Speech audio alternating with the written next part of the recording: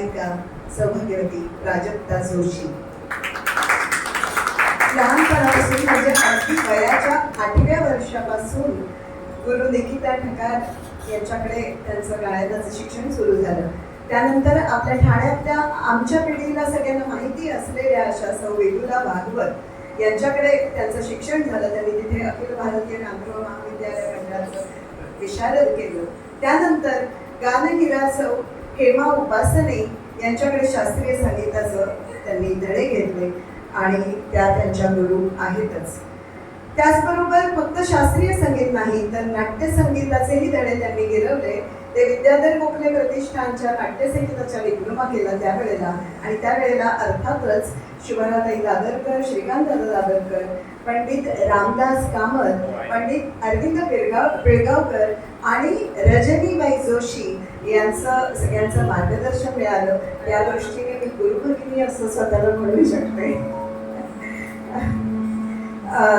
नाट्यगीत असू दे, भावगीत असू दे किंवा कथकला गायन साथ असू दे, त्या अगदी सहजपणे या सगळ्या सादरीकरणामध्ये भाग घेतात. डॉक्टर मंजिरी देव, सोनिया परसुरे, स्मृती तळपदे, आदिती भागवत किंवा पंडित मुकुंदराज देवांच्या कार्यक्रमांमध्ये सुद्धा गायन साथ त्यांनी केली आहे. संगीत स्वामिनीमध्ये नायिकेची भूमिका सुद्धा त्यांनी केलेली आहे. इतकंच नाही तर संगीत सुवर्णफुलामधल्या भूमिकेसाठी राज्यनाट्य स्पर्धेचं पारितोषिक त्यांना मिळालेलं आहे.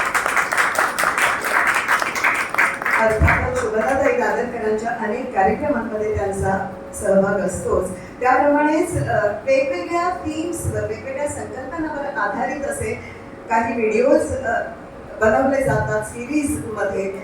गानहिरा गुरु हेमाताईंच्या त्या व्हिडिओजमध्ये सुद्धा सादरीकरण करतात. त्या सूर गणेश याच्या संस्थापिका आहेत, ज्या मार्फत पुढच्या पिढीकडे हे गायन पोहोचवलं जातं आहे. आज त्यांना तबला साथ करणार आहेत ते आदित्य पानवळकर करणार आहेत. मुंबई युनिव्हर्सिटीमधून हे त्यांनी ही पदवी घेतलेली आहे. त्याचप्रमाणे अखिल भारतीय गांधर्व महाविद्यालयाचं विशारदही त्यांनी पूर्ण केलेलं आहे. मी फक्त गुरूंची नावं घेते, तीच मला वाटतं पुरेशी असतात. मुकुंददादा मराठे आपले ठाण्याचे, त्यानंतर ही सगळी मंडळी ठाण्याची गुरुतुल्य अशी मंडळी. कैलासवासी पंडित सुधीर संसारे, तसंच कैलासवासी पंडित भाई गायतोंडे, पंडित नाना मुळे, पंडित विभव नागेशकर, श्री प्रवीण करकरे यांचं मार्गदर्शन त्यांना लाभलेलं आहे. आणि आपल्या ठाण्याच्या कैलासवासी पंडित A.K. अभ्यंकर आपल्या सगळ्यांना खूप परिचित आहेत. आपण त्यांचं गाणं पूर्वी ऐकलेलं आहे. त्यांच्यापासून ते अगदी जयतीर्थ मेहुंडी असू देत, विकास प्रशालकर असू देत, श्रुती गोखले, मुग्धा वैशंपायन, आर्य आंबेकर यासारख्या अनेकांची साथ त्यांनी केलेली आहे. अनेक वादकांना सुद्धा त्यांनी साथ केलेली आहे. संगीत नाटकांमध्ये त्यांनी वादन केलेलं आहे. आणि त्यांना मुंबई मराठी साहित्य संघ गिरगावचा नाट्यसेवा गौरव पुरस्कार मिळाला आणि 2024चा श्री लक्ष्मण त्रिलोकेकर पुरस्कृत वादक कलाकार पुरस्कार. याचबरोबर हार्मोनियमवर साथ करतायत मंदारजी दीक्षित, मंदार प्रमोद दीक्षित. तसं तर ते सॉफ्टवेअर अभियंता आहेत, तितकाच सॉफ्टली हार्मोनियमवर त्यांचा हात झाला. हार्मोनियम आणि गायन दोन्हीमध्ये त्यांनी संगीत विशारद केलेले आहे. सुरुवातीचं शिक्षण आपल्या वडिलांकडे प्रमोद बुवा दीक्षित यांच्याकडे त्यांनी घेतलं आणि त्यानंतर दिवंगत पद्मश्री पंडित तुळशीदास बोरकर गुरुजींकडे त्यांनी हार्मोनियमचं शिक्षण घेतलेलं आहे. एक उत्तम परफॉर्मिंग आर्टिस्ट आणि हार्मोनियम साथ ते करत असतात नेहमी. अनेक कार्यक्रमांमध्ये त्यांनी सादरीकरण केलेले आहे. पंडित सुरेश तळवलकर असू देत, पंडित भवानी शंकर, डॉक्टर पंडित राम देशपांडे, पंडित जयतीर्थ मेहुंडी, पंडित रघुनंदन पणशीकर, अशा अनेक मोठ्या मोठ्या कलाकारांची साथ त्यांनी साथ संगत केलेली आहे. विविध भजनांचा कार्यक्रम ते करतात, त्याप्रमाणे त्यांना संगीत देण्याचंही काम त्यांनी केलेलं आहे. वेगवेगळ्या रेकॉर्डिंग स्टुडिओजमध्ये हार्मोनियमचं अरेंजमेंटचं काम सुद्धा त्यांनी केलेलं आहे. नाद भेद द आवाज किंवा आयडिया जलसा, साम मराठी TV, स्टार माझा यासारख्या TV शोजमध्ये सुद्धा त्यांचं सादरीकरण आपण पाहिलेलं आहे. तसंच मराठी चित्रपट पिकासोसाठी सुद्धा हार्मोनियम वादन त्यांनी केलेलं आहे आणि युवा पुरस्कार रोटरी क्लब ऑफ पुणे तर्फे त्यांना देण्यात आलेला आहे. तेव्हा अशा या उत्तम कलाकारांचे खूप स्वागत. मी ताईंना विनंती करते की आपण या तिन्ही कलाकारांचा सत्कार करूया.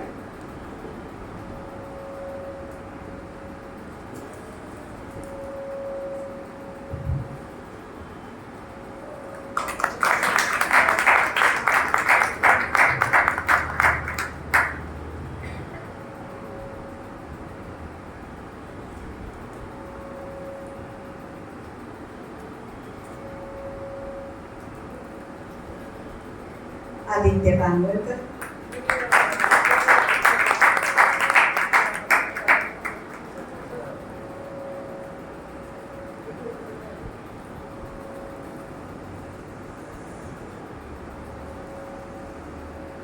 मंदारजी दीक्षित,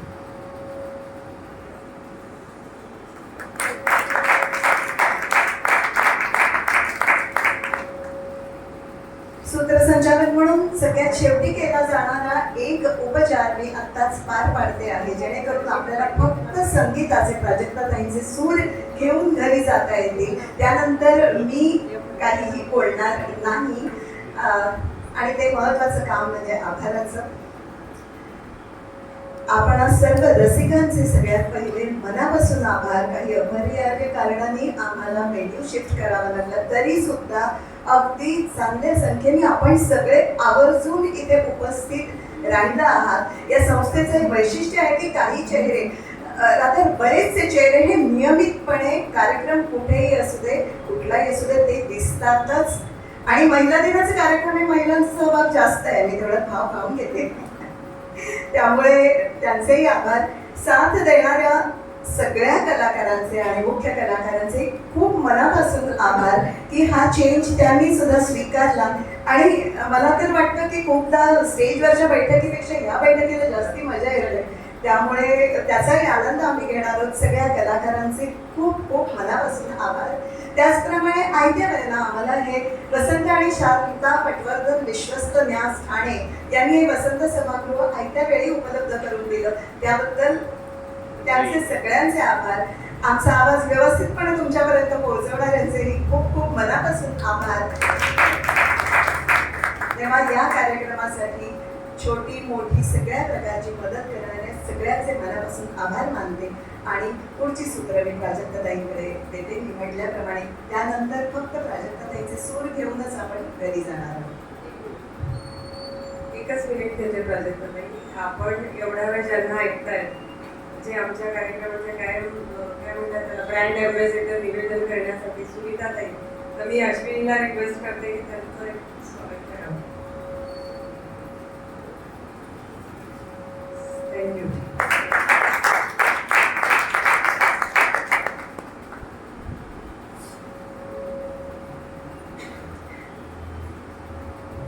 खूप खूप धन्यवाद. बापट काका मला आठवणीने बोलावतात आणि मी आवर्जून येते. मला खूप आवडतं इथे कार्यक्रमाचं सूत्रसंचालन करताना.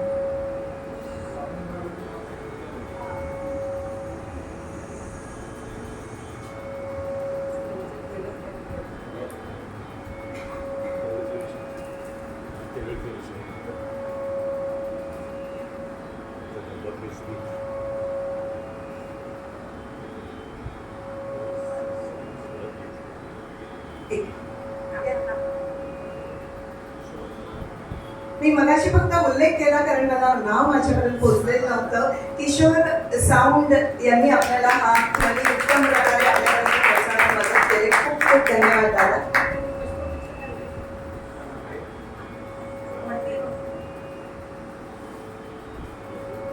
आणि ही पहिली संस्था असेल जिथे आवाज पोहोचवणाऱ्याचाही आपण सत्कार करतो.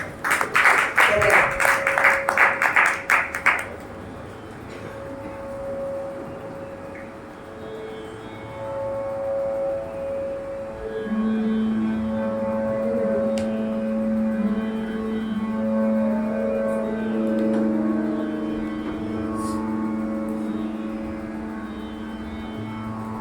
नमस्कार.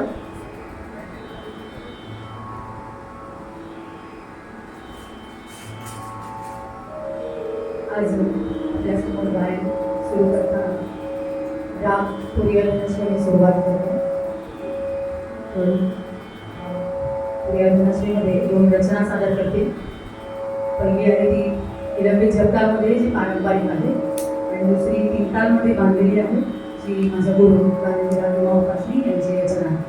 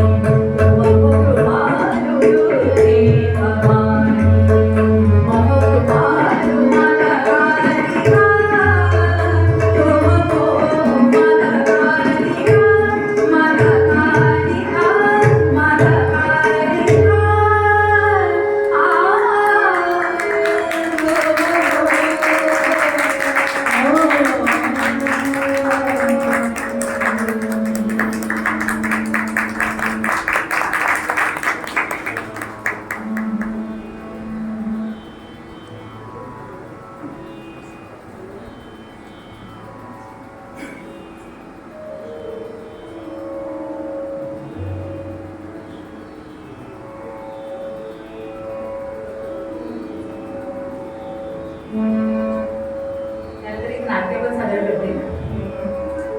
नाटक सुवर्ण तुला.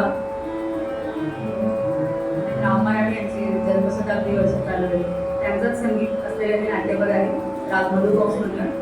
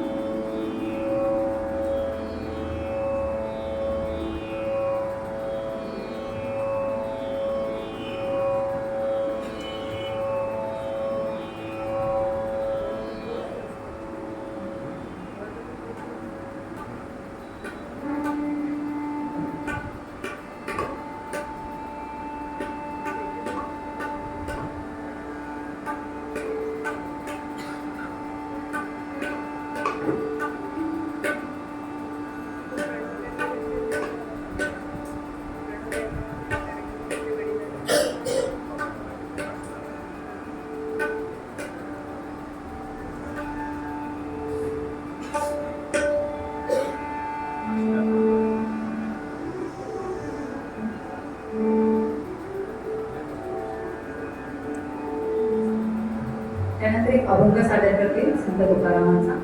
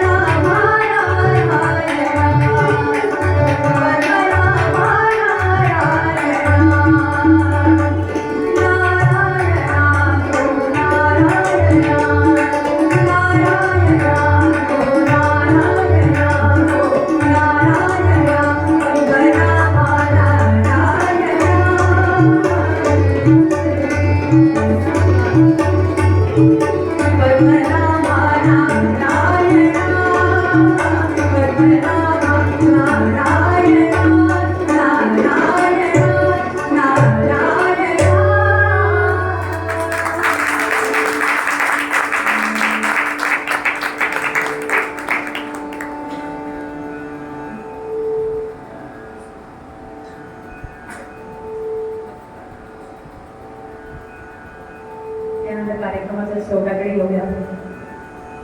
भैरवी सादर करते अभंग भैरवीचा. तत्पूर्वी ताल साधना सांस्कृतिक संस्था सर्वांचे खूप मनापासून आभार. मला इथे गायन प्रस्तुतीसाठी बोलवलं.